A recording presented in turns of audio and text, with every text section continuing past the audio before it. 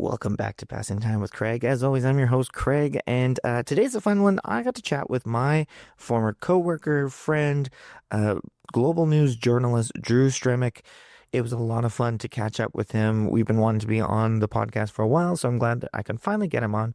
We're going to chat about all kinds of topics, mostly focusing on some mental health stuff and finding your passion a little bit later in life and going down those paths you weren't expecting and how they turn out for you. So it's a lot of fun to chat with Drew. You get to hear all about what it's like being a reporter, the fun things that happen, people getting mad at him for the weather. So yeah, enjoy my interview with Drew.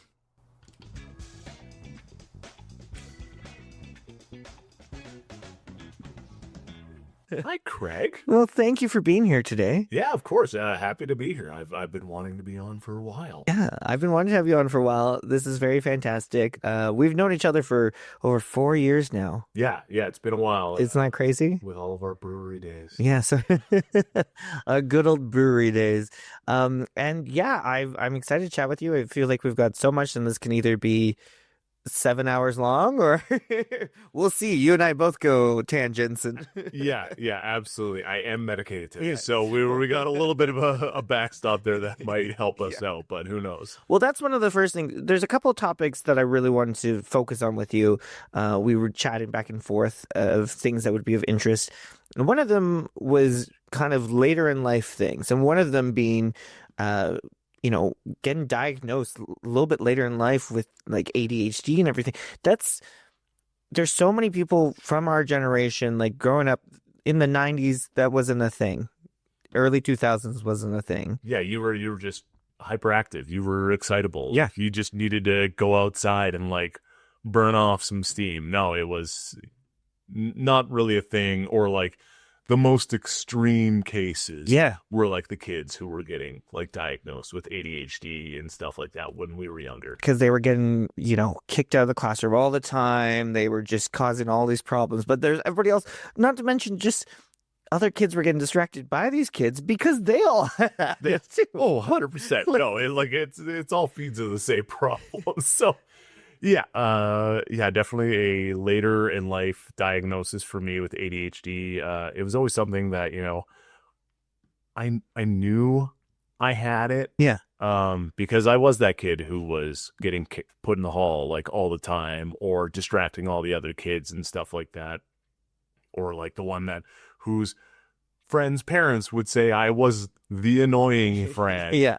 But yeah, I got my official diagnosis last year, and then once I moved back to Calgary, I was able to reconnect with my former family doctor, and they put me on a very small dosage on like 10 milligrams of Vyvanse, and it's been a game changer. Yeah, so what was that like for you when you finally got that kind of confirmation as an adult?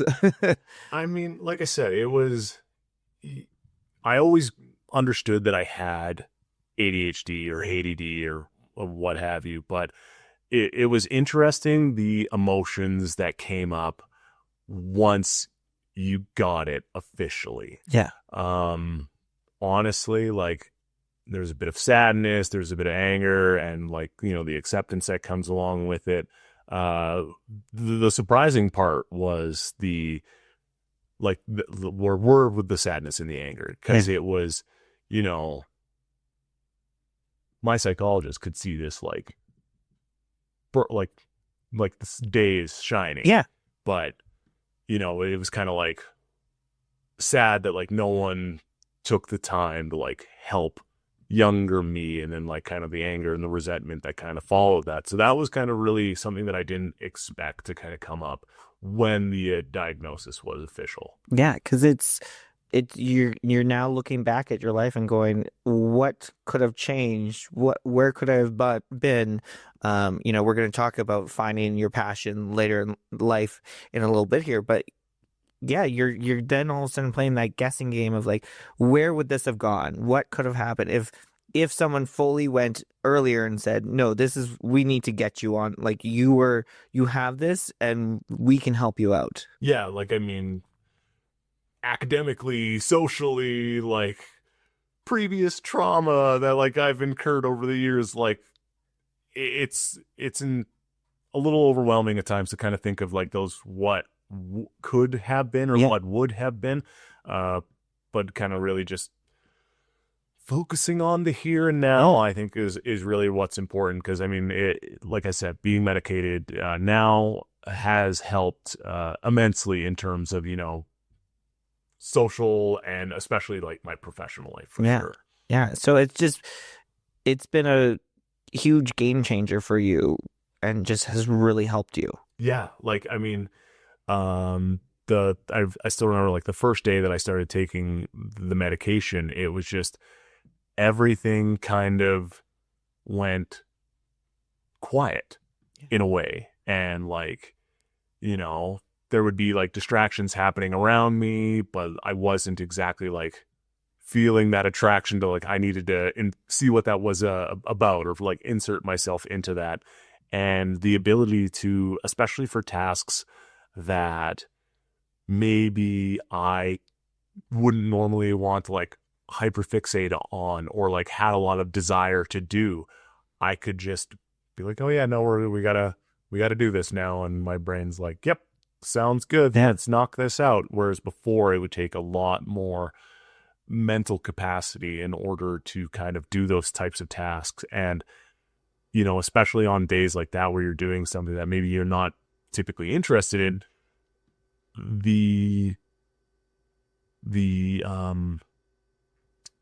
reduced amount of mental exhaustion at the end of the day was noticeable for Right. sure. Yeah. And I mean, it's so interesting because again, growing up, I don't think I knew any kids on ADHD medication. There probably was, but it wasn't really talked about. But now we have lots of friends Oh yeah. Oh yeah. who are on it. Like, Birds of a feather tend to flock together. Yeah. So yeah, it makes sense. Like the neurospicy people, they tend to all clump together in a group. born in place. So yeah, so we met 4 years ago working at a brewery, Born Brewing, and instantly got good vibes from you. I will just be honest. I loved you. I was like, this guy's cool. I want to be his pal. Well, thank you. So, but when I met you, you were uh first or just starting the program at State? Yeah. When did you start? What year were you start? 2021. Okay, so I would have been either just finished first year or about to go into second Right. year then. So you before that, before working at Born, you were an electrician? Yeah, Yeah. I am a journeyman electrician here in So Alberta. you went and got credentials and did a career. Yeah, for nearly a decade, I was on the tools here in Calgary. It's the reason why I moved to Calgary in the first place in 2010. Yeah. Was I got a job as a electrical apprentice and yeah, started my time here in Alberta. So when you decide to go back to school after a decade of being in this profession, like, and we're not talking something like just working at a store for 10 years or just working at a restaurant. Like, yes, those are careers, people do that, but you move around a lot. But this is something you really invested time and money into doing, and then you decide to change things. Yeah, I mean, it was a lot of different factors. I got my journeyman in 2014, so I think this is kind of like a stock line I have now. Like nothing like being at the top of your pay scale with the least amount of experience in Alberta when the price of oil hits the ditch. Yeah. I really just struggled to find a company that wanted to invest their time and develop me as an electrician. People just kind of wanted people who could get the job done, and with my neurospicy brain and everything else, like I just wasn't a good fit for a lot of places. And when I got laid off in 2017, just before Christmas, I kind of was at the end of my rope, and kind of decided that I wasn't going to go back on the tools. I actually did some career counseling and they did kind of like all sorts of like personality tests and things like that. What was that like for you? I mean, like they did one test and on like where I was at in my career, and I recently found the paperwork, and it was like on a scale of like 1 to 10, I was sitting at like a 2 in motivation, Wow. 1 in hope. Like I was like full up, Wow. you are completely burnt out. Yeah. Like you need to change something in your life because like this clearly isn't working. Yeah. And then yeah, so then I got introduced to Aaron and Wade at Bourne. I started working in the tap room. I worked a couple other kind of like random jobs here and there.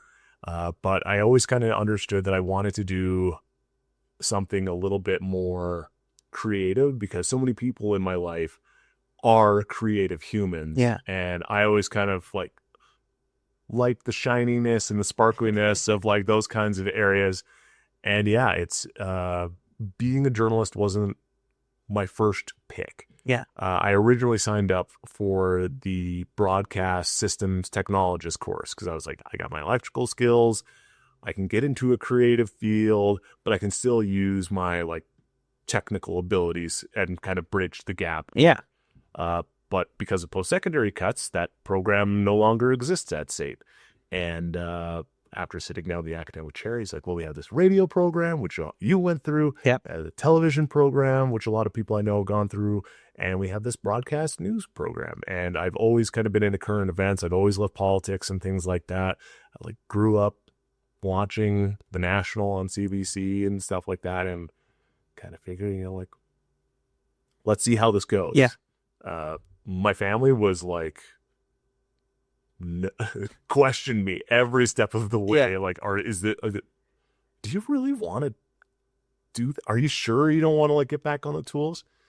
And yeah, I've never looked back, and here I am. It was a little bit of like getting out of my comfort zone in terms of moving out of Calgary again, but I'm back, baby. Yeah, you are. So at what point doing the program were you like, yeah, this feels right for me? I think during the program itself, I still wasn't 100% sure. Mhm. Like it wasn't until second year when I really started kind of like going out for my assignments and actually like I'll use air quotes, Yeah. pretending to be a reporter. And then, yeah, I did my practicum in Saskatoon at a radio station out there. And like just everybody in that newsroom were like the kind of people that like I kind of had something in common with. Yeah. And then, when I graduated and I got my first job down in Lethbridge, like immediately there was people within like the newsroom there and like other reporters in the city. Like it was just people that I, just could click with instantly. And I kind of felt like I was on the right trajectory. Yeah. And then going out to Winnipeg to be with Global News there, that's kind of really where it set in, because it was like I was doing stories that made an impact. Sometimes they're like crazy, like the mayor or the premier does something, and then other times it's like a beehive has taken residence in a lamppost, Yes. and you got to go knock on doors. Yeah. And like that kind of variety and that learning something new every day is just like, it's something that I really, really cherish. Yeah, you definitely have a career where you don't know what you're waking up to. I mean, that's the thing. That's why the news starts so early is, we wake up as non-broadcasters and we're like, wait, what happened? What did he say? Yeah, literally. And, kind of like going back to the ADHD thing, with this job, every day you kind of have that overall structure of like, when I go into work for the day, I'm making 2 minutes of news. Yeah. And so you have that overall structure, but then what that news is every day is constantly changing. So like immediately from like a, brain point of view, my body's already like, okay, like we'll always be interested in this. Like maybe not want to be crazy about some of our stories, but overall, this is like a good fit. It's not like I'm going to be putting up EMT or pulling wire for the next 3 weeks Right. straight. Yeah. Yeah. See, and this is why I, I, I feel like you and I have always connected very well because we are very similar. And you and I, very similar things. I did not expect to be this event host and like be doing this as a career, like hosting podcasts, hosting trivia, doing something almost every single night of the week. But it allows me to be creative. Like I went to Toronto, did some acting classes at Second City, and I just love entertaining people and being creative and doing something different. It's the same thing every day of hosting some sort of event, but it's something different and it's a different crowd. And then there's different things going on. It's when the Oscars happen, then I can ask questions about the movies and what's happening. We're currently in the playoff season. There's questions that can arise all the time. And that's just that fun creativeness that you don't really know what's going to happen and you don't know what the audience is going to be like. Yeah, exactly. And I think the like really neat part about like with you being an event host is that like there are so many similarities, but then you can take it a step further. And if there is like a subject matter that you're not crazy, you don't even have to talk about. Yes. Oh, like, no, we're only talking about the things I want us to talk about. Yeah. Unless someone is like, no, we really want to do like, Emperor's New Groove trivia. Yeah. And you're like, that's not my favorite. Yeah. I mean, I definitely have started to avoid certain, like, I tried not to do anything associated with Trump. But every now and then something comes up and I'm like, I did last week or 2 weeks ago at trivia, I did a round where I said a quote and you had to say if it was Donald Trump or Michael Scott from The Office. Oh, no. And there were some similarities and it was like, oh no. So that's fun when I can do it that way. But for the most part, if there's something I'm just like, I don't want to touch that. I don't want to talk about that. That is not fun. We get all the emails at work, so I can't avoid Trump. Usually, he's a story generator. Yeah. There's always something new. And that must be, it's an interesting time too to be a journalist for so many reasons. When you have, especially down in the States, you have the whole fake news and targeting, and that's happening up here in Canada as well.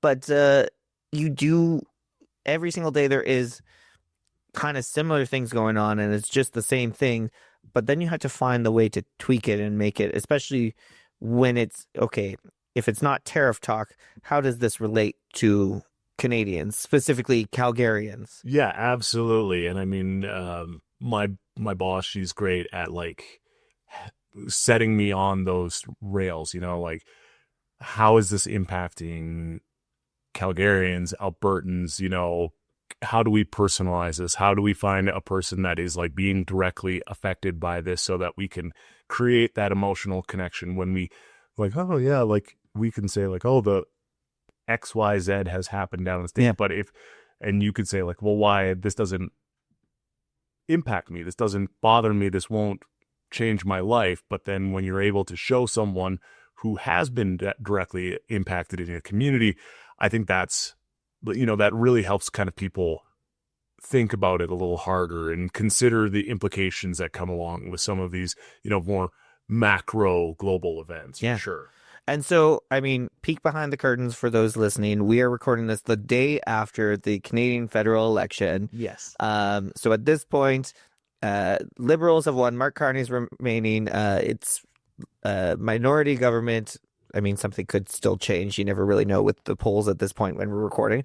But so the past month has been this coverage of this election. And, there is a lot of back and forth, but people need to be informed. So as a journalist, like, what has this month been like for you? Like, has it been entertaining? Has it been a lot of work trying to find like those new angles and pick up all those stuff? Yeah, I would say like the hardest part is you could find things that like Canadians care about and people care about every single day, but especially for this election, it seemed much harder to be able to communicate with those people who were looking to represent Canadians in Ottawa.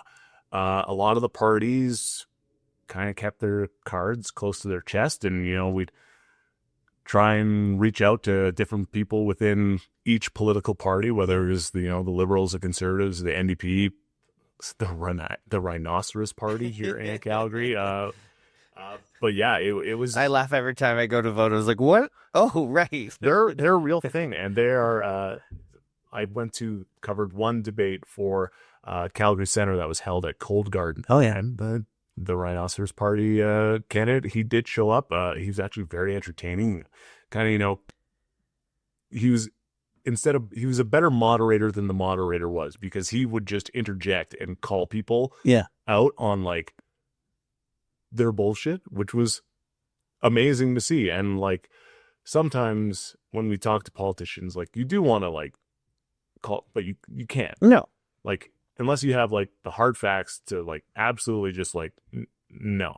Yeah. Otherwise you got to be like, I would really love it if you are telling the truth here. Yeah. So that's kind of unique in terms of the accessibility of candidates. But then, just like who's like the amount of emails we've got, like in terms of coordinating, like who's where, who's like, are they in this city? Where are they going next? What do we think they're talking about? What are the like national questions that we're thinking about asking?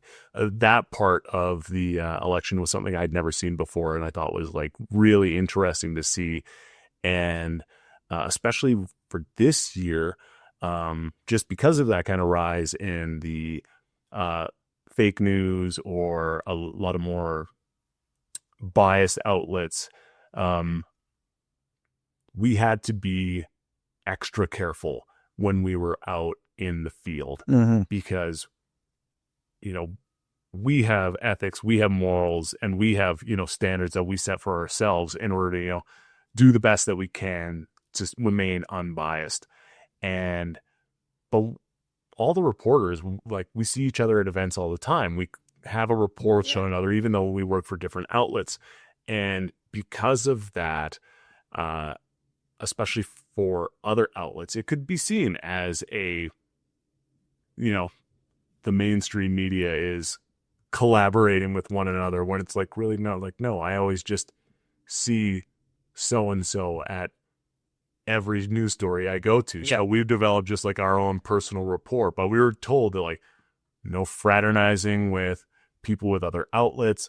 If there are people at events that you haven't seen before, like introduce yourself, see who they're there, so we can kind of get an idea of who's attending these events, because, we didn't want to risk our reputation in what was a pretty critical period of time. Right. That makes sense. Yeah. It's a very interesting time. I mean, we still have like Meta's not, allowed to share news stories. Like, yeah. And it's like, that's kind of interesting because it has like reporters in their own rights have tried and created their own loopholes. Yeah. Like where you have to promote yourself and your brand and, get people interested in your events. Local reporters now, in a way, I don't want to say like have to portray themselves as like influencers, but they do have to have their own specific brand. Yeah. And, like whether it's sharing a post or a story about like, what you're covering that day, or like providing an update.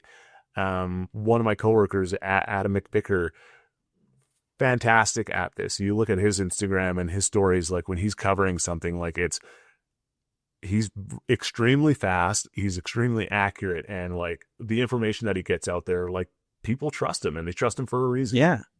It's I mean, social media has been a whole different thing of connecting people, but more so I think in the past 10 years, news, like broadcast journalists, unless you were talking like Diane Sawyer and Barbara Walters, Walter Cronkite, like some big names from the States that even us in Canada know, like, and trusted. They were just these big icons. And now you have to have some sort of presence and let people know who you are to get people to watch the news. Yeah. And it's still a question or a problem that every media outlet is combating with. We've obviously, when we were younger and as we became young adults, saw the decline of like printed media, Yeah. and everybody kind of had to pivot and move online. And now kind of even TV is starting to go through that, where people aren't watching as much news on TV anymore. So it's created of how do we get this information out to people when, I think it's still something that's people are still trying to find an answer Yeah, for. because then also there's okay, we want you're a journalist, you're not supposed to be biased, but you need to have a social media presence, Yeah.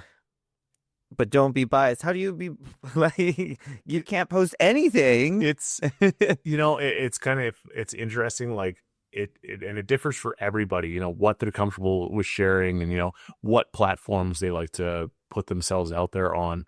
Obviously Twitter, now X and Instagram and stuff like that, still have a lot of, a lot of people on them every single day.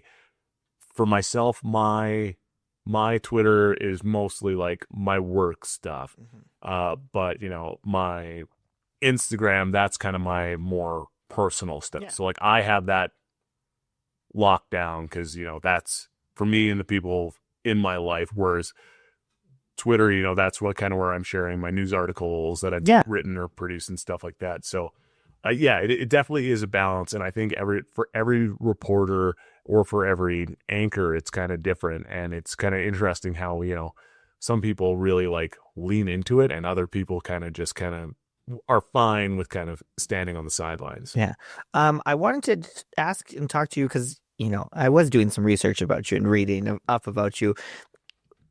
And I wanted to know, when did you decide you liked weather and you kind of wanted to focus, because you do a lot of weather and weather reporting. Why? When? Now, Is it because it changes every 5 seconds? well, so again, like back when I was in school, obviously we have to do all sorts of different parts of learning, about broadcast journalism stuff. And, we would do our own like half an hour news broadcast twice a week. And everybody you would be filtered through all the different positions. So whether you were the news anchor or the sports anchor or a reporter or Right. producer or the weather anchor.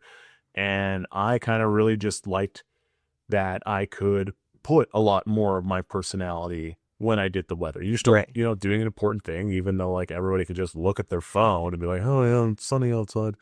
But I just like you could have a little fun with it. And when I went to Winnipeg, their morning weather anchor position was open at the time. And, I'd only been there for about 2 weeks, but I, talked to the station manager and I was like, hey, I'm brand new. I've got a lot to learn here, but if there's an opportunity for me to learn how to backfill for the weather, I would be really interested in it. Yeah. And unknown to me, the person who had been backfilling that position had just gotten an offer for CBC Winnipeg.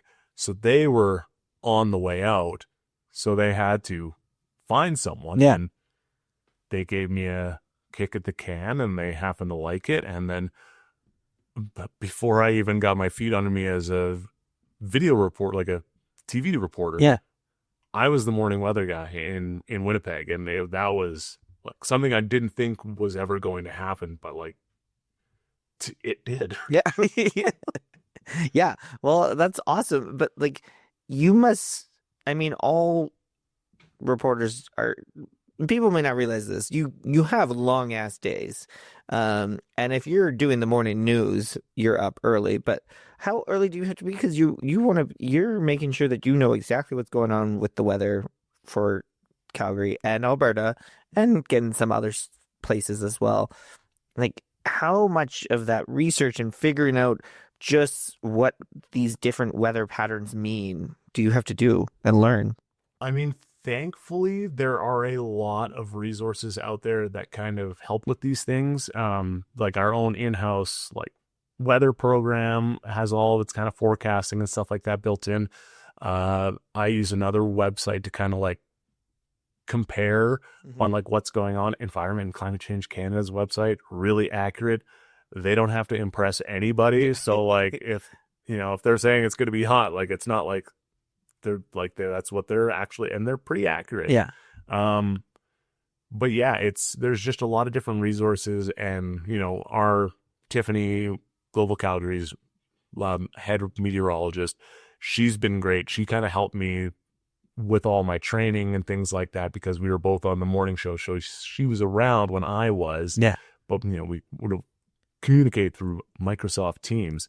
But she was great in terms of resources. Like, here's the websites that you need to go to. These will tell you, like, they update every couple of hours, and they'll kind of give you the forecast, and you can select by regions and things like that. And yeah, you just kind of take all those tools, and it's kind of, you're constantly looking at things, but then going out there and relaying it to everybody else. Yeah. So I'm pretty sure I've never done this to you, but has any of your friends or family texted me like, you said it was gonna be this, and it is not that. Like, do people get mad at you? I definitely like people like act like you're God basically when it comes to weather. Yeah, it's weird. I get a little uncomfortable, especially when I was in Winnipeg. Like, there was places I could not go because people would come up to me, Really? like mostly positive, but like a couple negative, but Yep. mostly positive. And it was just like all I want is my $1.50 hot dog from Costco. Like, Oh, that would be a place that you can go. I Yeah. want to take a selfie right now. and it, like, Winnipeg again, because it was, I get it. You're in someone's home for 3 to 4 hours, Monday to Friday. Yeah. And like, whether you know it or not, you're a part of their life, which is something I never really considered before. And it's wild, like when someone, comes up to you when you're at like a Stampeders or a Blue Bombers game and says like, hey, like, I watch you like every morning. Yeah. Like, nice to meet you. Like, oh, like, I was just talking to like my robot camera in the studio, and like I thought it's just been me. Yeah. You feel like, oh, right, there's other people. There's other humans. Yeah. And then on that, I think one of the funniest part is the emails that we get. A lot of them are like, especially for the female anchors, are just not great. Yeah. People need to learn manners. But I mostly laugh off like the ones that I get. Probably one of the funniest ones was, I have a pair of pants that are red. Yeah. And someone emailed in and said, hey, Drew, like, loving you as you like are developing as like the weather anchor here in Winnipeg. You and Gabby, who is the news anchor on Global News Morning in Winnipeg, are like such a great report. You guys look like you have so much fun. Those red pants, though, make me want to shove push pins into my retinas.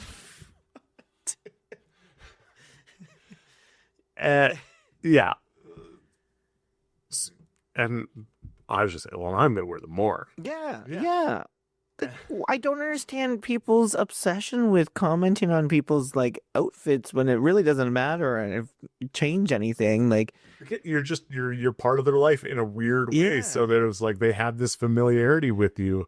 Another one I got in Winnipeg was a woman emailed in and said she was like, I don't know if you knew this, but you can present the weather without cursing. And she's like, if you don't know, darn is a curse word. oh, So it'd be nice that if you presented the weather without cursing. I was trying to think of like, what word were you saying on Global, right? Yeah. So darn really set this darn off.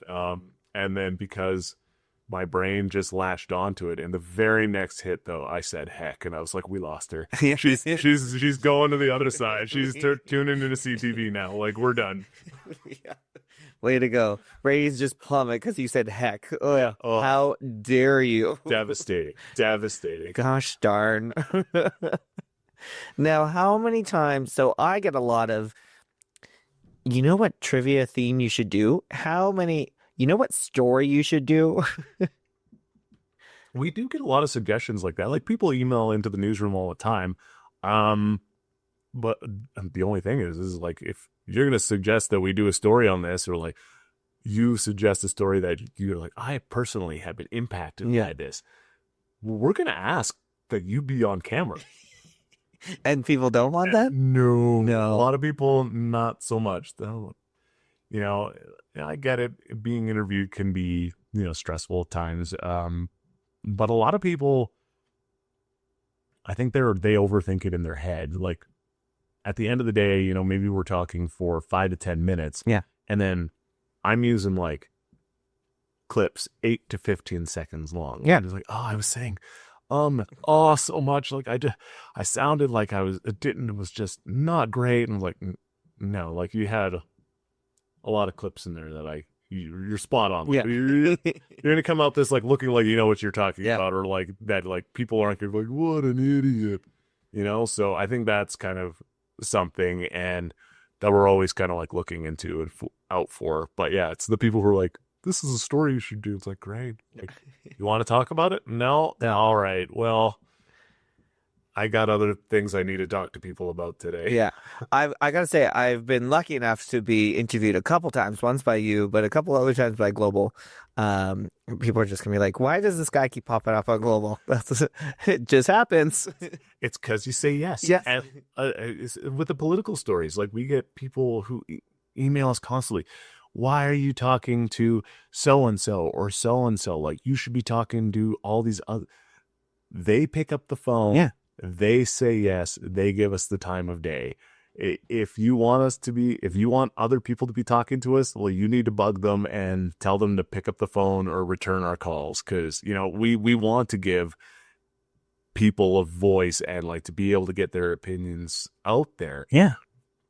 But if you're camera shy or just, think we're not telling the truth, then and you don't want to talk to us because of that, well, then It's hard to. yeah. I can't force anybody to talk to me.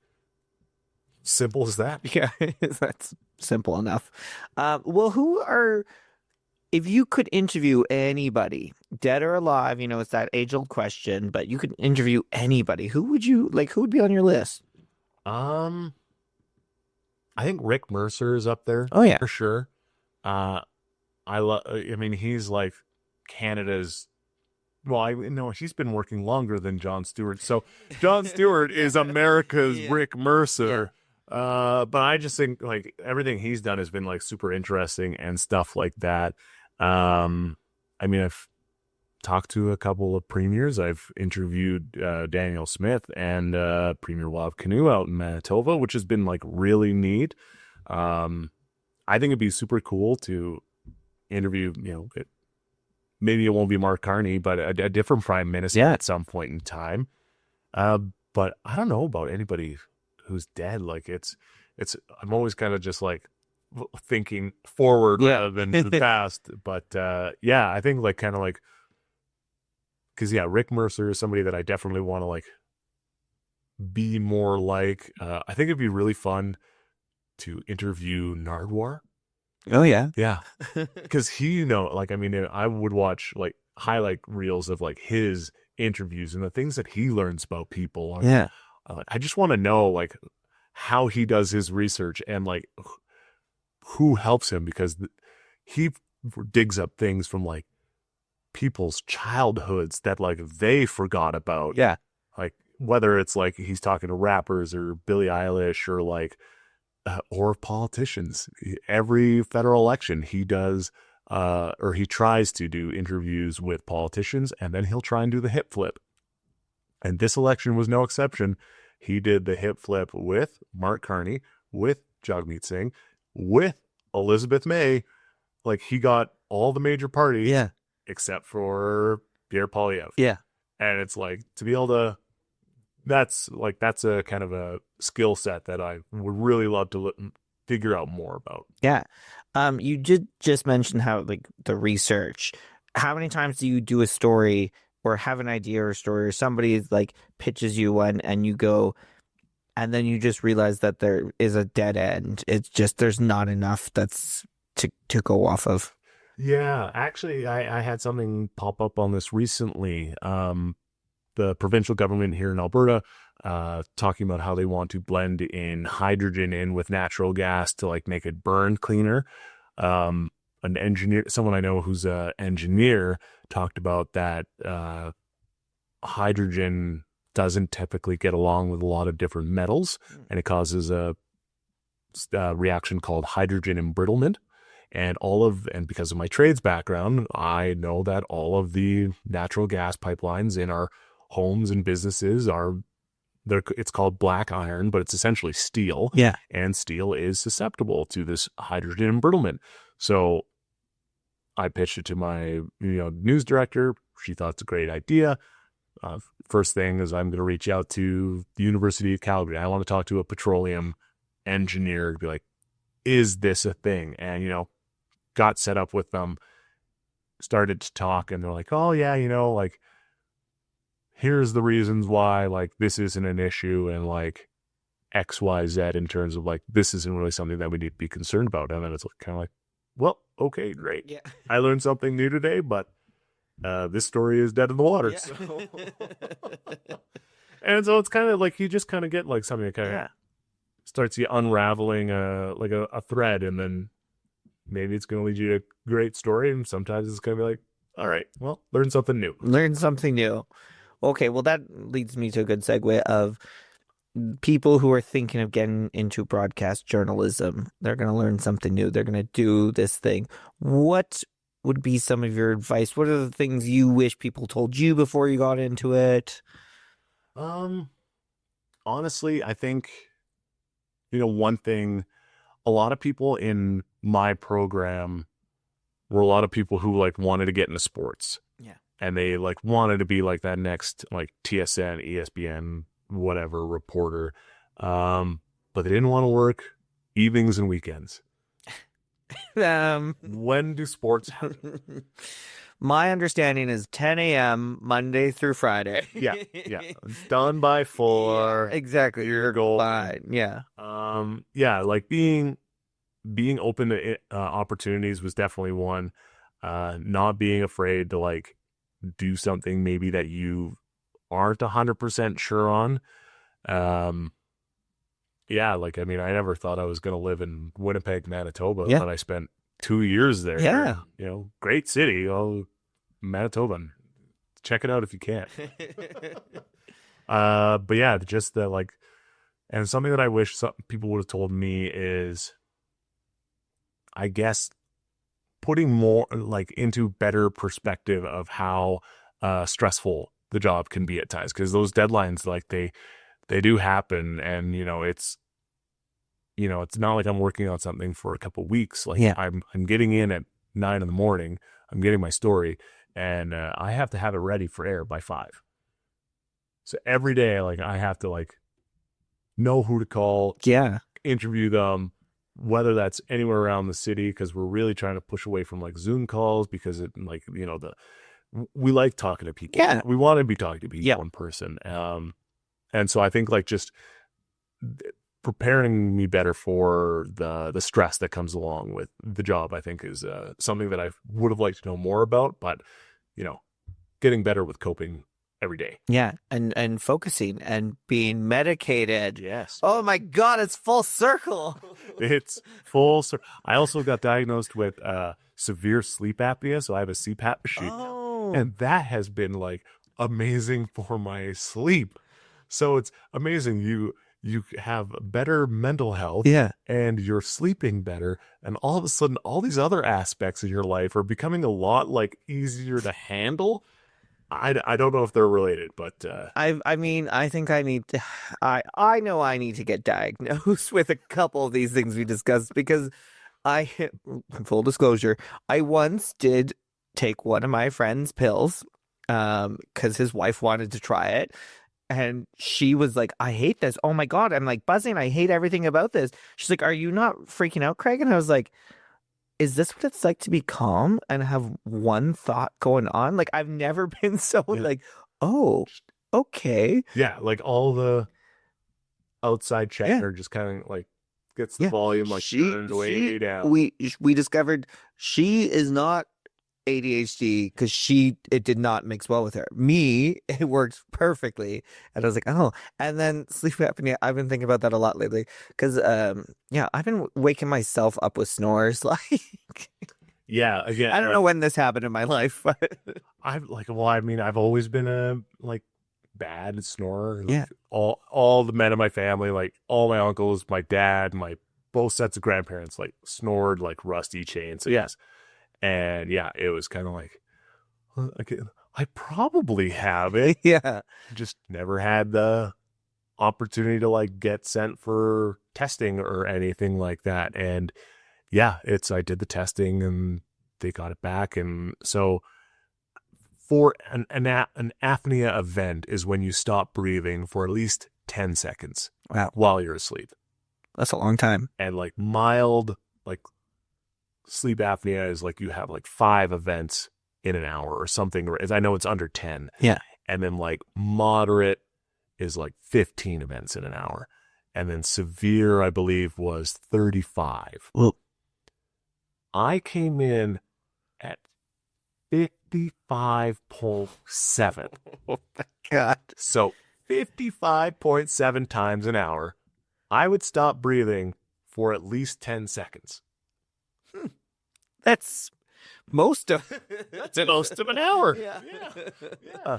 So no wonder I would like always wake up tired, or like when I would go to bed, I could like finish a sentence and be out cold because I was just chronically sleep deprived for my entire adult life.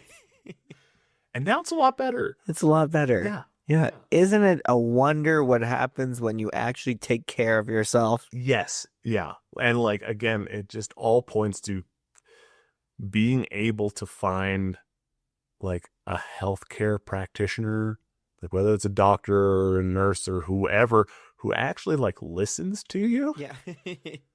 And like takes what you have to say seriously. And they're like, oh yeah, okay, like let's look into that. Yeah. That's awesome.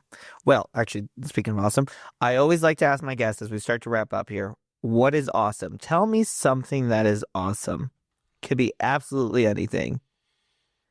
Oh, I mean, this is the Star Wars nerd in me. Star Wars Andor season 2 has been so good so far. Okay, I haven't started it yet, and I need to because I don't want to be spoiled. I already started to see some things. But Yeah. Okay, then I won't spoil it. But like last week, obviously we got the first 3 episodes, and I think the 4th will be released tonight. Yeah. I just love the like tenseness in Andor. Like I mean, you still get like some of those like campy moments and stuff like that, but like this is kind of like the Star Wars that I need, isn't it? Yeah. I was not expecting to enjoy that first season so much. Like, I didn't really care for Rogue One. Like, I don't know. I just didn't really do it for me. But Andor, I just was like, I watched the first, I was like, this is good. And then I just kept going. I was like, holy crap. Yeah. And I love what they're doing with like Andor because it's more dramatic, it's more intense, there's more adult stuff that happens. And then we had the Skeleton Crew, which was very like 80s kids nostalgia. Yeah. And then they've just announced Sean Levy's directing a new movie starring Ryan Gosling that's supposed to be more comedic but still take place in the Star Wars universe. Like, I love that. Like, give me a horror Star Wars. Like, just keep doing that.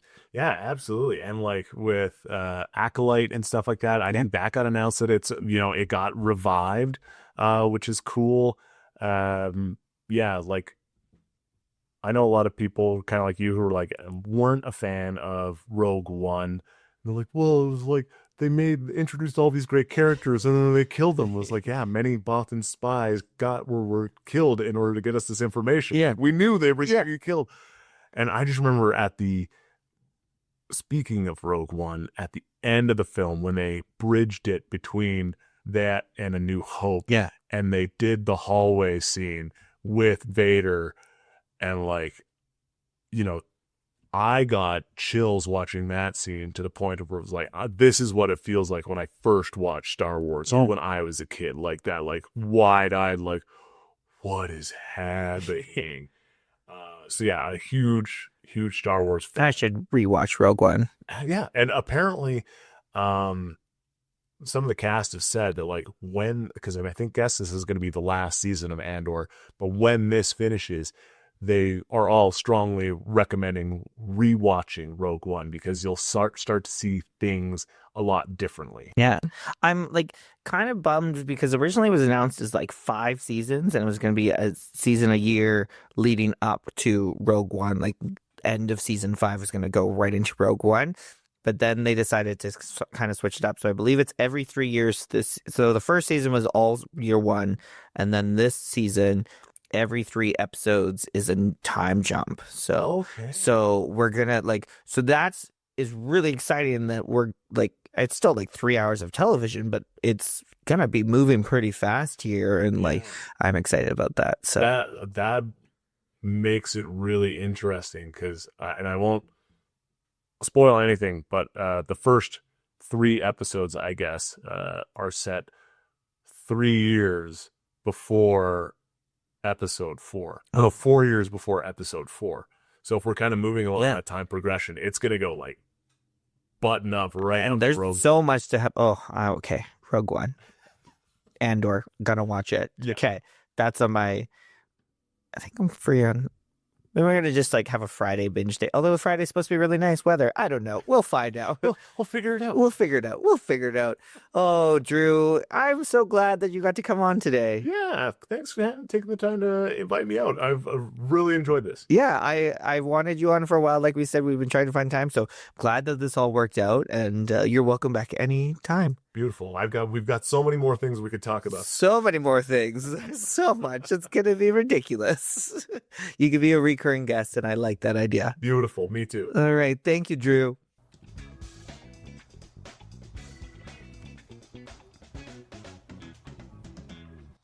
Thank you so much, Drew, for coming on. It was such a blast. Like I said, getting to chat with him, catch up. Such a good guy. Check him out on Global News, wherever you get your Calgary news. Make sure to follow me on social media at PTW Craig, Passing Time with Craig on Facebook and Instagram for all the fun ways to pass the time. Otherwise, we'll chat soon. Bye.